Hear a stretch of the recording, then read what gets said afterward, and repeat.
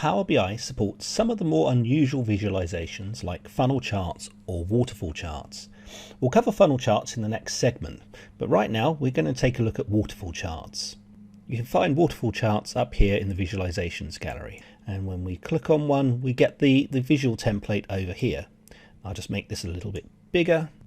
Now I only really have two options I can use here, category and the y-axis.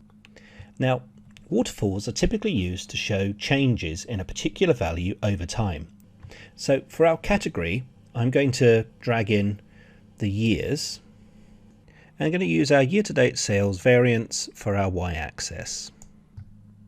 So if you've not seen one of these before, what we're doing for each year is showing you how much the value has changed based on our year-to-date sales variance. So you can see that it reached a peak in about 2006 and then started to drop off as we came down into 2009, picked up a little bit as we came towards 2014, and then dropped quite significantly in 2015. It's a great way of tracking these changes over time.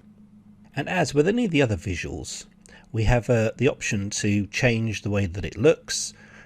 We have a whole range of options that are available to us. We can change how the X or the Y axis looks.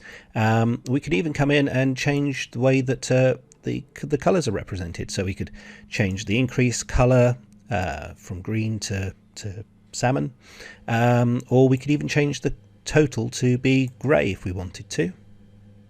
So waterfalls are a really simple way of tracking changes to data over time.